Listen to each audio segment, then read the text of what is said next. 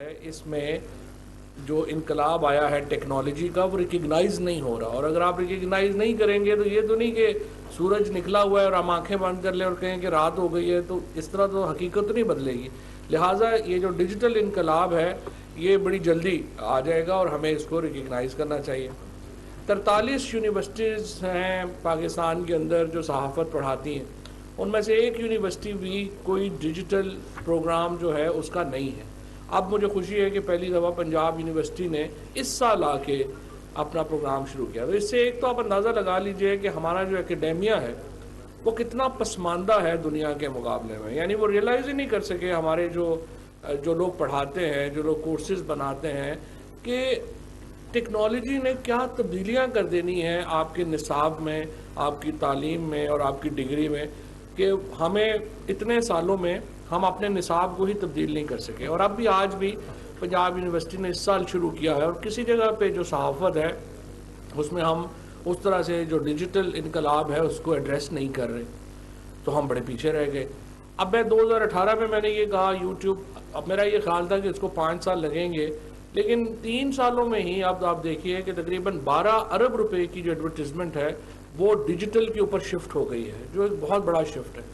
और जिस तरह से हम जा रहे हैं, obviously ultimately the money will decide कि कौन सा मोड जो है उसने रहना है। Money is shifting to digital, और उसलिए हमें जो है वो अपनी तैयारी करनी चाहिए, हमें अपना उसको हुनर आना चाहिए, उसके ऊपर बात करने का सलीका आना चाहिए।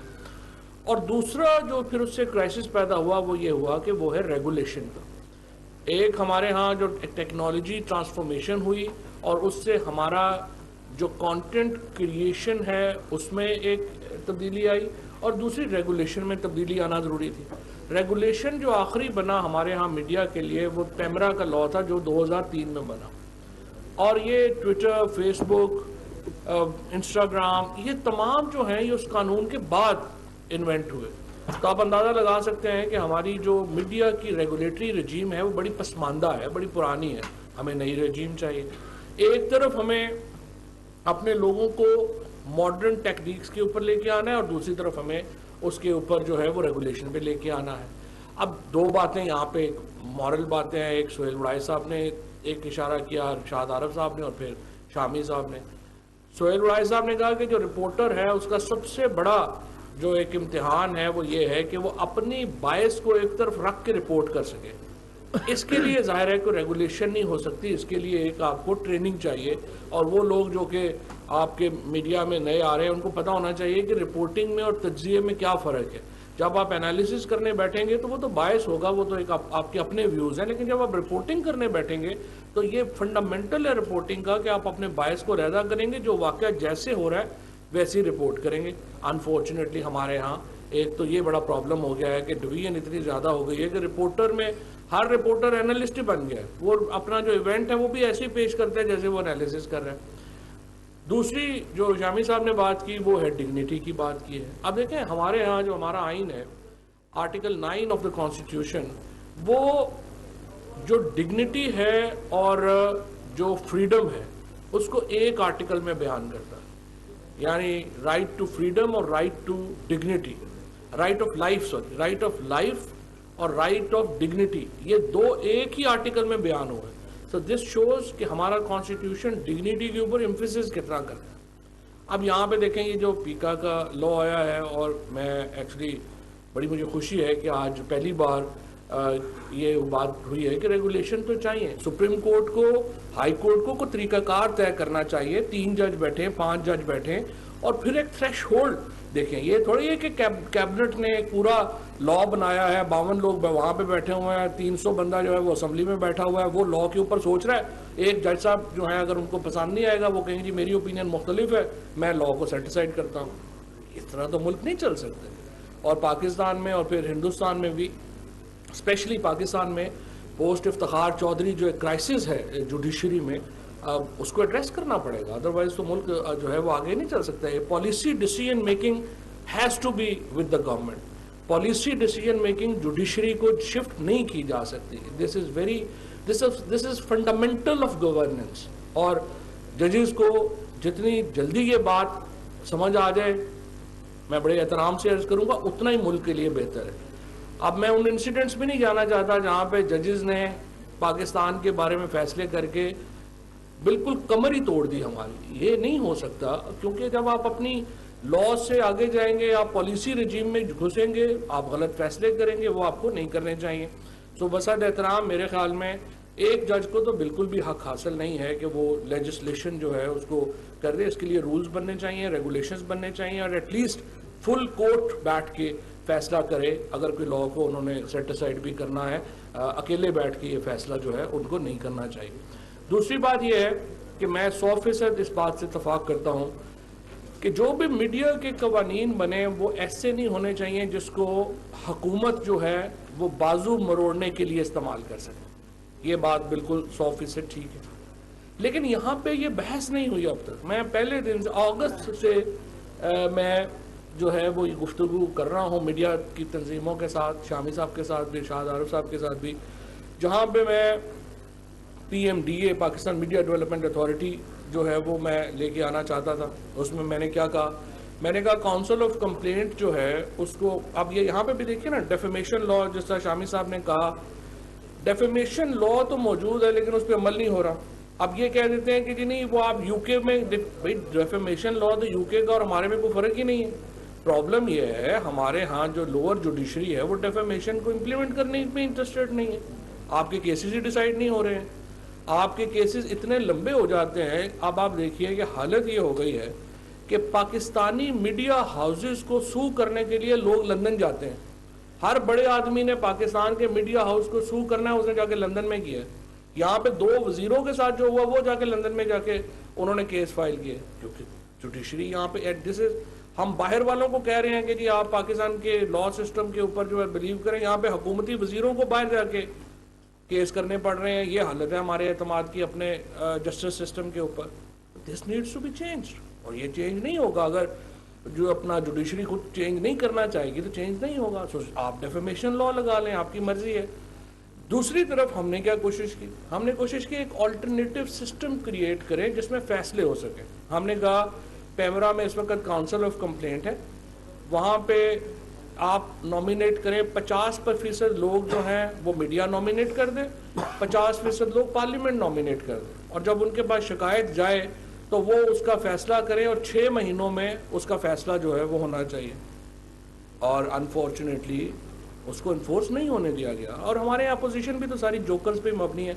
जब जो बात भी उनके ऊपर आप रिफॉर्म पे लेके जाएं वो देखते हैं कि अगले हमारा पॉलिटिकल फायदा क्या होगा। उनको नैब के लॉ के अलावा कोई दुनिया में केस ही नजर नहीं आ रहा। उनको रात खां पे भी बस यही है कि नैब कुछ खत्म कर दें, बाकी और किसी रिफॉर्म में वो इंटरेस्टेड नहीं है। अब यहाँ पे ये जो पीका का लॉ है, देखें इरशाद साहब, मैं आपने मिसाल दी कि आपने खबर दी, और वो तो क्रिमिनल डेफेमेशन में नहीं आता, वो तो सिविल साइड के ऊपर जाएगा। क्रिमिनल डेफेमेशन ये है कि एक खातून MNA के खिलाफ पूरे हफ्ते से कैंपेन चलाई गई कि उन्होंने, वो खातून जो है वो फलाने लीडर को लड़कियां सप्लाई कर रही थी इसलिए वो MNA बनी। मुझे आप बताइए ये क्या, ये उसको 1000 रुपया या 2 लाख रुपया जुर्माना करके उस बंदे को छोड़ देना चाहिए? हरगिज नहीं। आपने कह दिया कि एक जो मिनिस्टर है उसको इसलिए अवार्ड मिल गया कि उसके जिनसी ताल्लुकात हैं। मतलब 2-2 टके के लोग जो हैं जिनकी ना अपनी कोई इज्जत है, ना उनके घर की कोई इज्जत है, ना उनको अपनी फैमिलीज का कोई पता है, वो जो मुंह में आता है वहाँ पे बैठ के कोई बकवास कर दे, और हम कहते हैं कि नहीं जी इसके ऊपर तो कोई केस ही नहीं बनता जी, ये बड़ा जुल्म हो जाएगा। हाँ, हमें डिबेट ये होनी चाहिए कि सेफगार्ड्स आप डेवलप करें लॉ के अंदर कि मिसयूज ना हो सके। ये कहना कि लॉ ही नहीं होना चाहिए, ये तो जंगल की सोसाइटी बन जाएगी। और जिस तरीके से फिर हमने यहाँ पे हालात कर दिए हैं, हम सिंपल ये कह रहे हैं लॉ हो उसकी, और ये तोहमत और बहतान दोनों जो हैं ये इस्लामिक पनिशमेंट्स हैं, आप इसके पीछे तो नहीं हट सकते। और आपने जो सिविल डेफेमेशन और क्रिमिनल डेफिनेशन है वो वेल डिफाइंड है, आपने उसको करना है। आप सेफगार्ड्स बता दें। सेफगार्ड्स बेहतरीन यही हैं कि मीडिया की नुमाइंदगी हो, जो डिसीजन मेकिंग बॉडी हो, वो डिसीजन मेकिंग के लिए जो है वो मीडिया के स्टैंडर्ड्स तय करे। फिर आज अभी आपने देखें सबसे बड़े अखबार के जो एडिटर हैं वो इतने बेशर्म हैं कि उन्होंने हेडलाइन लगा दी कि शिया मॉस्क जो है उसमें हुआ है हमला। ये इस तरह से आप करते हैं? आप मुल्क में क्या शिया सुन्नी फसाद कराना चाहते हैं? एक साहब लिख रहे हैं कि वो चीफ ऑफ आर्मी स्टाफ चले गए हैं और वो वहाँ नवाज शरीफ से मुलाकात करके आ गए हैं। ना किसी को यहाँ पे बात करने का, ना किसी को लिमिट का पता है। हर रोज़ाना हम ये कोशिश करते हैं कि मुल्क एक एज के ऊपर रहे, एक पॉलिटिकल इंस्टेबिलिटी रहे, एक मुल्क के अंदर एक तूफान मचा रहे, ना किसी की महफूज हो, ना किसी की फैमिली की इज्जत महफूज हो। और इसको हम कहते हैं ये मीडिया फ्रीडम है। कोई ये मीडिया फ्रीडम नहीं है, ये लचरपन है और इसको कंट्रोल होना चाहिए। और मैं ये समझता हूँ कि हर तरह हमें ये कोशिश करनी चाहिए। एक तरफ हुकूमत को हमें बचाना है कि हुकूमत में कोई ऐसा आदमी ना हो जो कि कानून को मिसयूज़ कर सके, और दूसरी तरफ हमें मुआशरे को बचाना है उन लच्चर लोगों से जो ये हरकत कर रहे हैं। इन दोनों के दरमियान में रह के हम आगे चलेंगे। थर्डली, मुझे बड़ी खुशी है कि यहाँ पे सारे स्टूडेंट्स भी हैं और नए यंगस्टर्स भी हैं। देखिए, हमने आके सबसे पहले तो गवर्नमेंट का, जो मैं डिजिटल मीडिया की तरफ थोड़ा एक मिनट दोबारा बात करना चाहता हूँ, इसकी बड़ी अहमियत है। आप देखें, जब हमने अपनी इसको नहीं बनाया और उसके हिंदुस्तान में मसलन आप देखें अब होता ये है कि जो मुल्क हैं उनके खिलाफ ज़रूरी नहीं होता कि जाके हमला ही करना होता। आप सबसे इम्पॉर्टेंट ये होता है कि मुल्कों को आप अपनी इस तरह की फ़िज़ा क्रिएट कर दें मुल्कों के बारे में कि उनकी मईशत तबाह हो जाए, उनके ऊपर लेजिस्लेशन आ जाए, उनके ऊपर पाबंदियाँ लग जाएँ। अब मसलन नूर मकदम केस है, नूर मकदम केस इस्लामाबाद में क्रिमिनल केस है।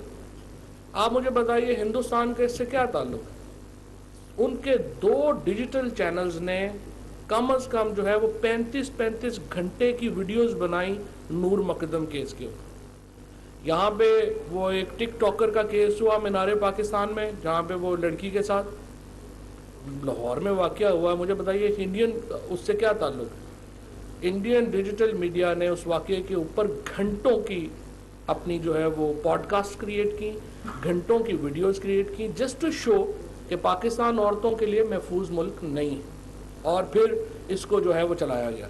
इसी तरीके से जब हमने ये PMDA की बात की, मीडिया एक फेक ऑर्डिनेंस के ऊपर, हमारे डॉन अखबार ने एक फेक ऑर्डिनेंस के ऊपर एडिटोरियल लिखा।